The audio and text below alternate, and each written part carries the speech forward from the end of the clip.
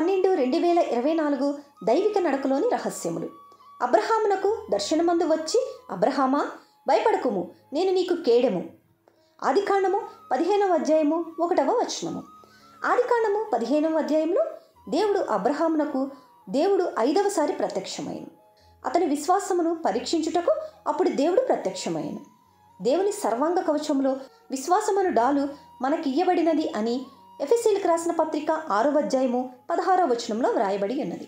ఎందుకనగా బలమగు సజీవమైన విశ్వాసము ద్వారా మాత్రమే శత్రువును ఓడించగలము. మార్కు సువార్త 11వ అధ్యాయము 22వ వచనములో ప్రభువు దానిని దేవుని విశ్వాసము అని పిలుచుచున్నాడు. గలతీయులకు రాసిన పత్రిక 2వ అధ్యాయము 20వ వచనంలో ఆది దేవుని కుమారుని విశ్వాసము అని వివరించబడినది. దేవుడు తనంతట తానే మనలో నివసించినప్పుడు మాత్రమే బలమైన విశ్వాసమును కలిగి ఉండగలము.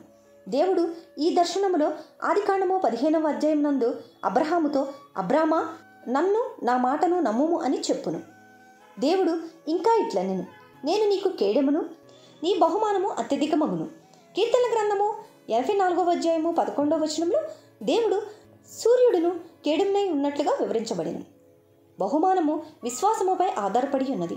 నిజమైన చురుకైన విశ్వాసము లేని ఎడల బహుమానము పొందలేము. మనకు విశ్వాసమును అనుగ్రహించుటకు ప్రభువు శ్రమలను పరీక్షలను పెట్టునని పేతురు రాసిన మొదటి పత్రిక 1వ అధ్యాయము 7వ వచనములో రాయబడి ఉన్నది. దేవుడు స్పష్టంగా అబ్రహాముతో మాట్లాడాను, అయినను నమ్ముటకు అతనికి కష్టముగా ఉండెనని ఆదికాండము 15వ అధ్యాయము 2-3 వచనాల్లో రాయబడి ఉన్నది. అబ్రహాము అనేక సంవత్సరములు వేచియుండి తనకు పిల్లలు లేరన్న సంగతిని గుర్తించి తన ఆస్తిని తన ప్రధాన గృహ నిర్వాహకుని పేరట పెట్టుచు వీలునామా తయారు చేశాను. ఈ పొరపాటు నుండి అతనిని రక్షించుటకు దేవుడు అతనికి ప్రత్యక్షమైన. మన హద్దుబాటుల వలన తరచుగా అనేక సందేహములకు గురియగుచుందుము. మనకు బలమైన విశ్వాసం ఉండినను కొన్ని పర్యాయములు మనలను తొందర పెట్టుటకు సందేహములు తిరిగి కలుగుచుండును. మరియు దేవుడు తన కృపా కనికరముల చొప్పున మరలా జోక్యము చేసుకొని చుండును. ఈ విశ్వాసము మనలోకి ఎలా వస్తుందంటే ఆయన మనతో నివసించినప్పుడు. ఈ విశ్వాసం అనే డాలుతో శత్రువుని జయిద్దాం. ఆమేన్. Praise the lord.